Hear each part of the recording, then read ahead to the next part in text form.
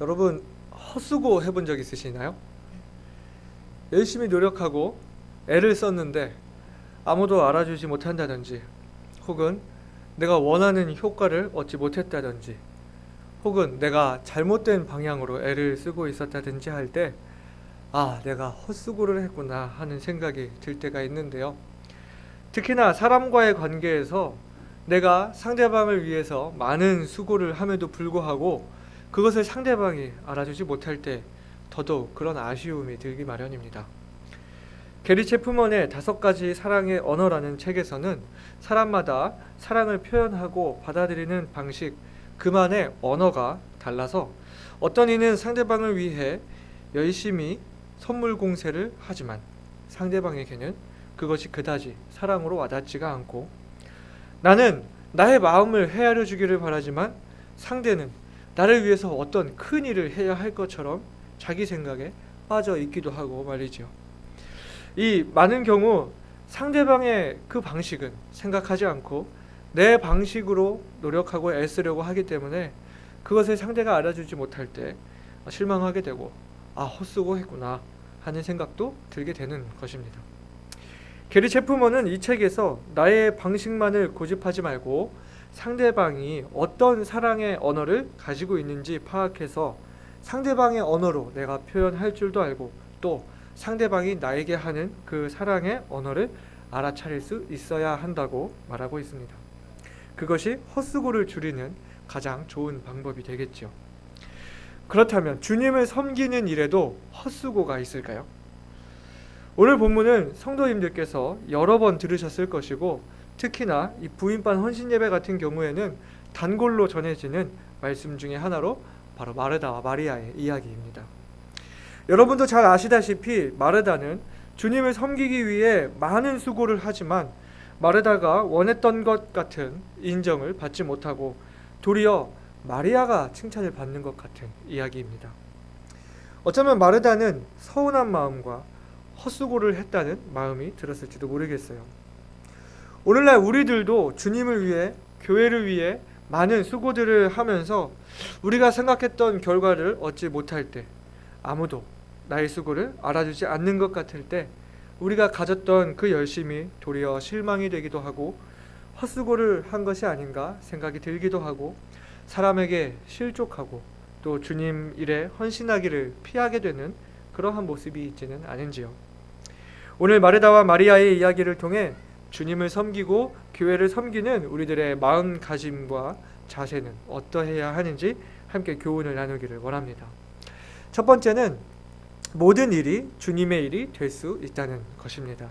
우리 본문의 38절 말씀 같이 읽어보시겠습니다.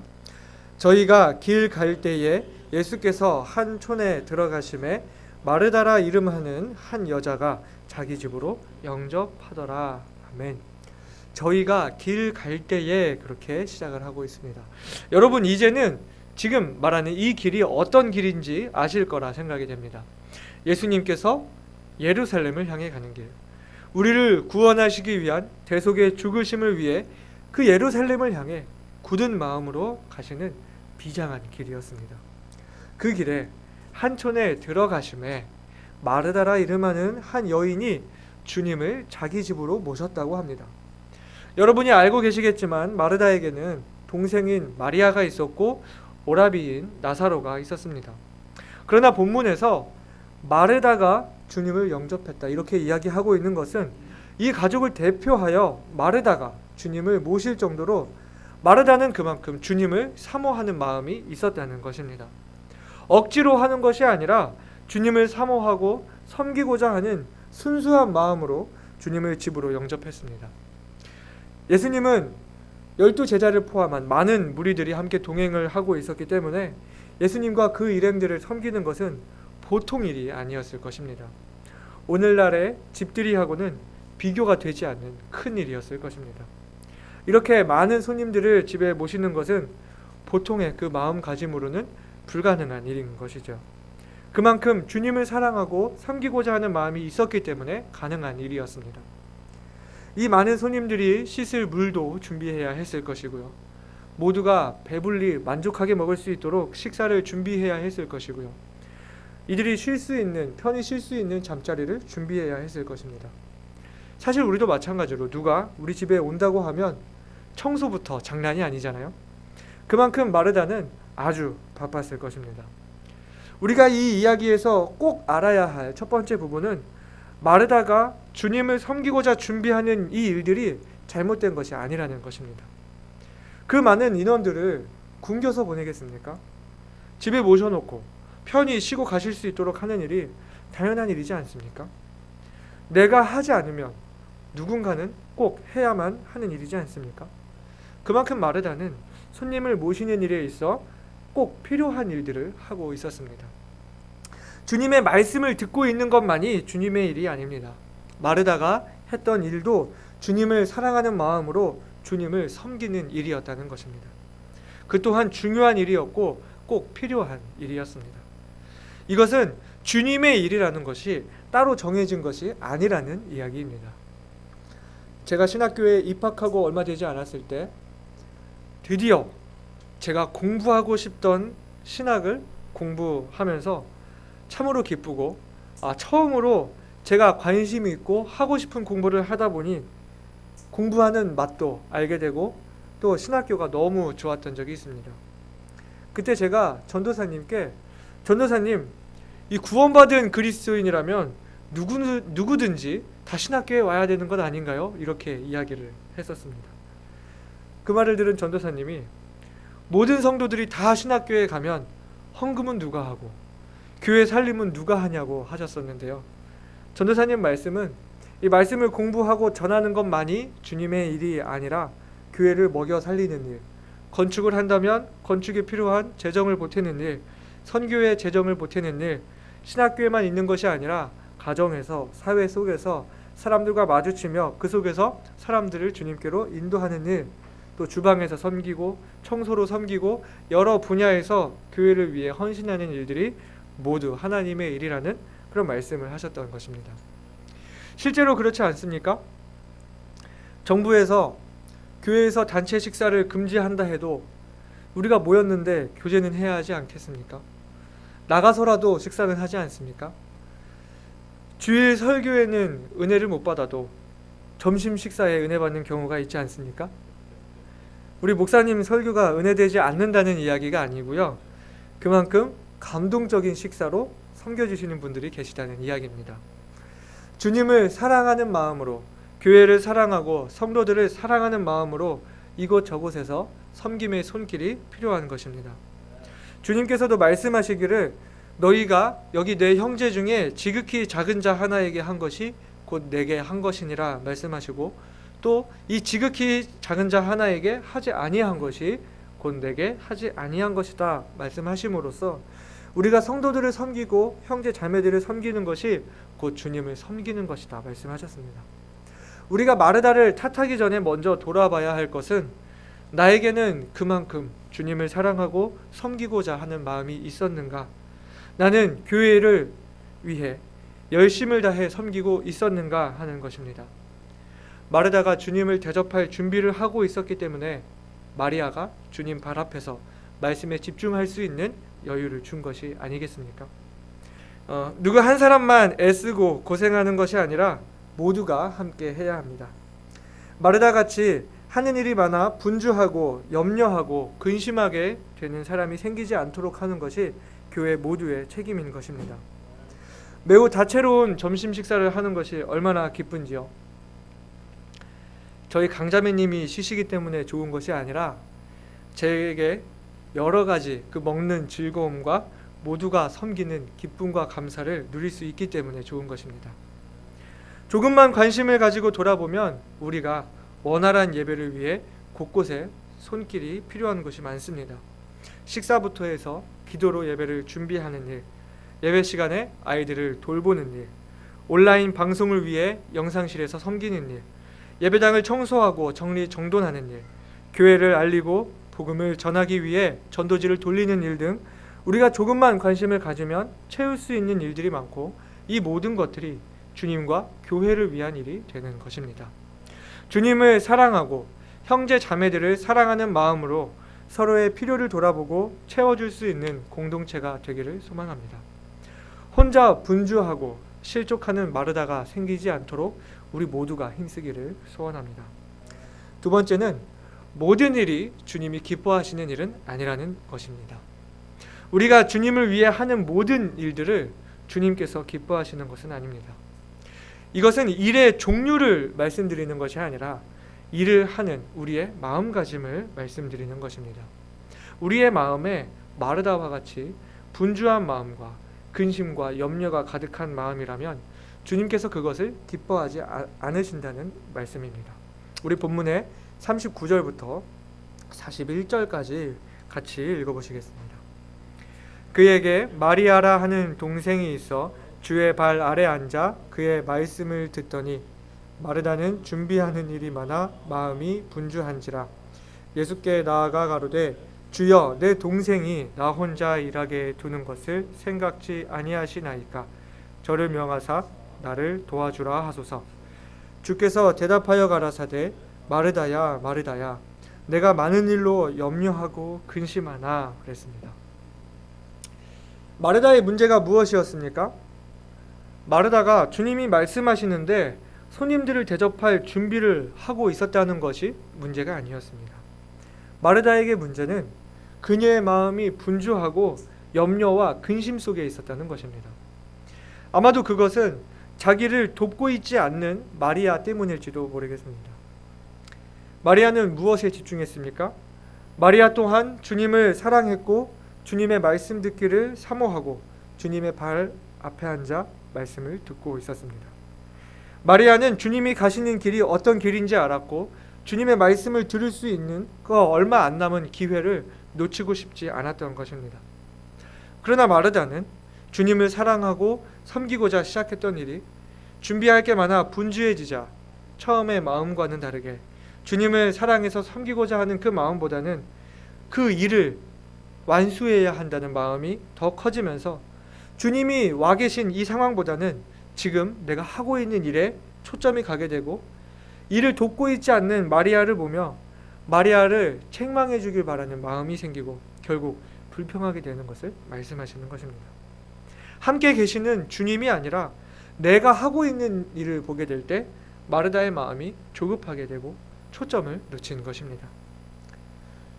사람들 중에는 일과 사람 중에 일 중심인 사람이 있는가 하면 또 사람 중심인 사람이 있습니다. 일 중심인 사람들을 보게 되면 맡겨진 일은 잘 해내지만 이 사람들과의 관계를 놓치는 경우가 있고, 이 사람 중심인 사람들을 보게 되면 그 관계를 중요시하다가 일을 제때 마치지 못하거나 아니면 좀 엉뚱한 방향, 다른 방향으로 일을 하게 되는 경우들도 있는 것입니다. 마르다의 일이 문제가 아니라 그 일로 인해 마르다의 중심이 변한 것이 문제입니다. 특히 주님의 일을 하는 데 있어서는 우리가 조심해야 하는 부분이 바로 이런 부분입니다. 주님이 마르다를 타이르신 것은 자칫 교만해질 수도 있었던 마르다의 마음을 지적해 주시는 것입니다. 주님의 일을 함에 있어서 우리가 너무 일만 보게 되면 어떤 마음을 가지게 될까요? 내가 하는 일이 옳다는 생각, 이것이 옳기 때문에 모두가 다 나처럼 해야 한다는 생각, 내가 아니면 안 된다는 생각, 내가 해야만 한다는 생각들이 생기고 나처럼 하지 않는 사람들, 나와 같이 하지 않는 사람들에 대해서 판단하게 되고 정죄하기까지도 하는 것입니다. 일 중심, 사람 중심 모두 밸런스가 필요하지만 주님의 일을 행하는 데 있어서는 무엇보다 주님 중심이 되어야 합니다. 주님이 기뻐하시는 것은 무엇인가? 이 상황에서 주님은 무엇을 기뻐하실까를 생각해야 하는 것입니다. 그리고 그것은 주님의 말씀을 듣는 일, 주님과의 관계를 우선하는 일을 말씀하십니다. 본문의 42절에 주님 말씀하시기를 그러나 몇 가지만 하든지 혹 한 가지만이라도 족하니라. 마리아는 이 좋은 편을 택하였으니 빼앗기지 아니하리라 하시니라. 주님 말씀하셨습니다. 본문에서 그러나 몇 가지만 하든지 혹 한 가지만이라도 족하다 말씀하셨는데요. 영어 성경의 의미에서는 필요한 것은 한 가지 일이다 라는 의미로서 주님의 말씀을 경청하고 주님의 뜻을 헤아리는 일에 더 우선할 것을 말씀해 주시는 것을 볼 수 있습니다. 똑같이 주님을 섬기는 일이지만은 일 자체가 우선이 되어 주님이 원하시는 것을 놓치게 되지 말라는 말씀인 것입니다. 내가 주님을 위해 이것을 합니다. 내가 주님을 위해 이런 일도 합니다. 그러나 주님 말씀에 귀를 닫고 있다면요.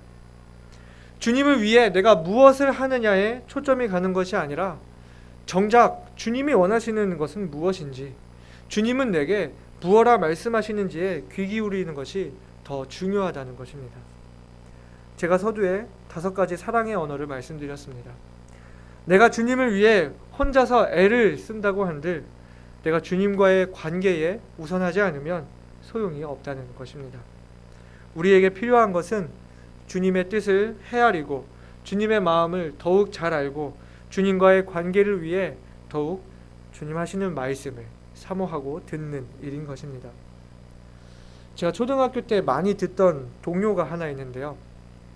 지금 와서 생각해 보니까 이 가사가 어린이들이 부르면서도 이 의미를 온전히 깨닫지 못할 아주 깊은 성찰의 가사가 담긴 노래더라고요. 어른들은 몰라요라는 동요인데요. 가사가 이렇습니다. 우리가 무엇을 좋아하는지 어른들은 몰라요. 우리가 무엇을 갖고 싶어 하는지 어른들은 몰라요. 장난감만 사주면 그만인가요? 예쁜 옷만 입혀주면 그만인가요? 어른들은 몰라요. 아무것도 몰라요. 마음이 아파서 그러는 건데 어른들은 몰라요. 아무것도 몰라요. 알약이랑 물약이 소용있나요? 언제나 혼자이고 외로운 우리들을 따뜻하게 감싸주세요. 사랑해주세요. 이 무슨 가사입니까? 아이들이 원하는 것은 부모님의 사랑과 공감을 원하는 것이지 어떤 물질적인 것을 원하는 것이 아니라는 이야기죠. 우리 부모님들이 어떻습니까? 무엇이 필요하니 내가 무엇을 사줄게. 이것이 필요하니 저것을 사줄게. 하지만 아이는 부모와 함께하는 시간 놀아주기를 원하는데 바쁘니까 그거는 다음에 할게. 이렇게 이기적인 사랑을 하고 있지는 않은지요. 그 우리의 이기적인 사랑이 주님께도 마찬가지이지는 않습니까? 주님 무엇이 필요하십니까?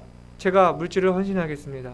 주님 전도지를 돌리면 되겠습니까? 몇 장을 돌리면 되겠습니까? 제가 주님을 위해 어떤 일들을 하겠습니다. 정작 주님이 원하시는 것은 무엇인지, 주님이 우리에게 말씀하시는 것은 무엇인지 주님의 마음을 헤아리는 것이 우리에게 더 우선이 되어야 할 줄 믿습니다.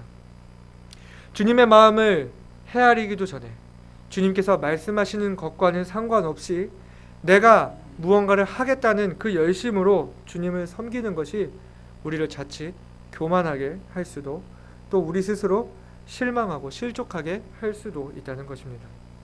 따라서 우리에게 필요한 것은 주님의 마음을 헤아리고 주님의 말씀을 듣고 주님과의 관계를 우선해야 한다는 것입니다. 사도행전 6장에 어떤 일이 있었습니까? 초대교회에 제자들이 많아졌는데 교회가 과부들을 구제하는 일을 하고 있었습니다. 분명히 그 일이 귀한 일임에도 불구하고 이 일이 많아지자 사도들이 결정하기를 우리가 하나님의 말씀을 제쳐놓고 공개를 일삼는 것이 마땅치 아니하다 이렇게 이야기를 하고 구제를 전담할 일꾼을 세워 맡기고 이 사도들은 기도하는 것과 말씀 전하는 것에 전념했을 때 결국 하나님의 말씀이 점점 왕성하여 예루살렘에 있는 제자의 수가 더 심히 많아지고 허다한 제사장의 무리도 이 도에 복종하였다 이렇게 말씀했습니다. 주님의 일을 함에 있어서 무엇보다 중요한 것은 주님을 위해 우리가 무엇을 하느냐가 아니라 주님과의 관계, 주님이 원하시는 것이 무엇이냐, 주님의 마음이 어떠하시냐, 주님께서 지금 내가 하기 원하시는 것이 무엇인가, 주님께서 무엇을 기뻐하시겠는가, 이것이 바로 우선이 되어야 한다는 것입니다. 그렇다면 세 번째로 주님을 섬기는 우리의 자세는 어떠해야 할까요? 가장 먼저 주님이 무엇을 말씀하시는지, 주님은 무엇을 원하시는지를 알아야 합니다. 이것을 잘 알기 위해서는 우리는 주님과의 관계를 먼저 가까이 해야 하는 것입니다. 여러분은 일주일에 말씀을 얼마나 가까이 하고 계십니까? 저 또한도 마찬가지로 매일 성경을 가까이 합니다마는 주님과 개인적인 만남의 시간보다도 이 설교를 준비하기 위해 말씀을 가까이 할 때가 많습니다. 그러나 아무리 주석을 찾아보고 말씀을 쪼개보고 분해하고 연구한다고 해도 성령께서 주시는 어떤 통찰력이 없이는 이 만족할 수 있을 만한 설교가 준비되지 않는 것을 경험합니다.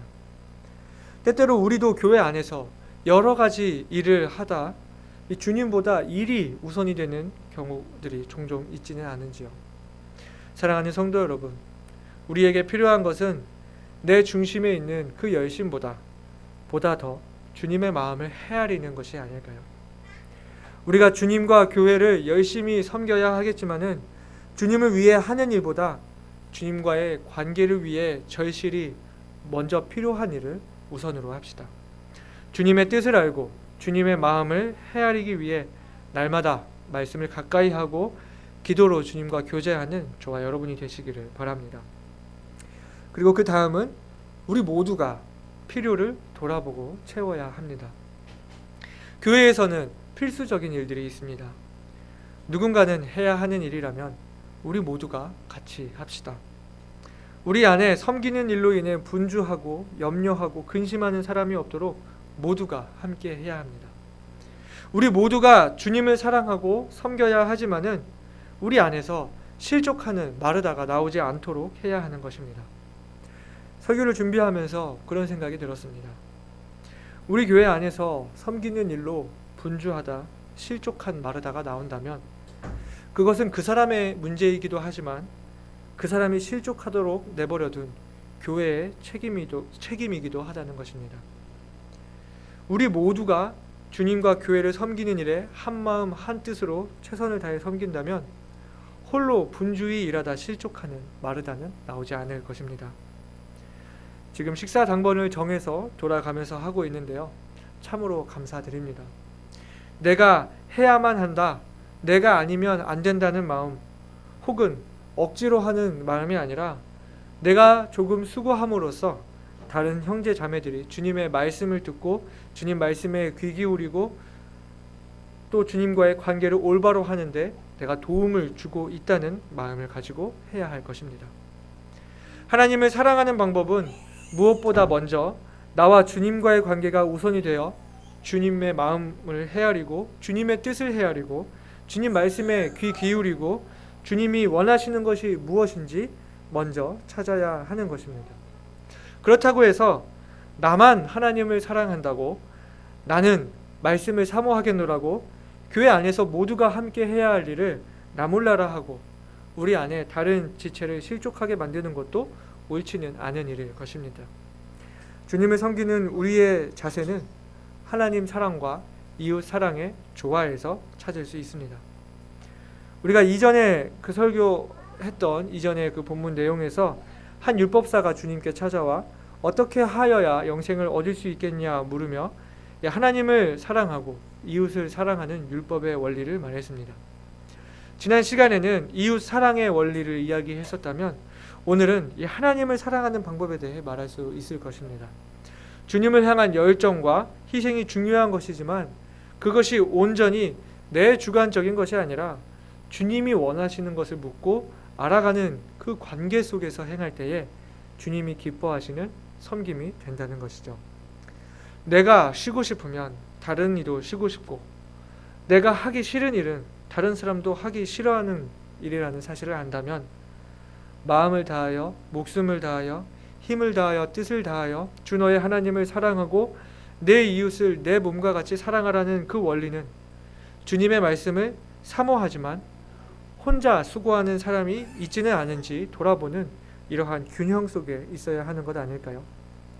하나님을 향하여 주님의 마음을 닮아가고 주님의 말씀을 사모하고 언제나 겸손히 그 말씀에 순종하려는 자세가 우리에게 있기를 원합니다. 또한 우리의 형제 자매들을 향하여 서로 돌아보아 사랑과 선행을 격려하며 모이기에 힘쓰고 서로의 필요를 채우는 희생과 섬김의 자세가 우리에게 있기를 원합니다. 다 같이 기도하시겠습니다.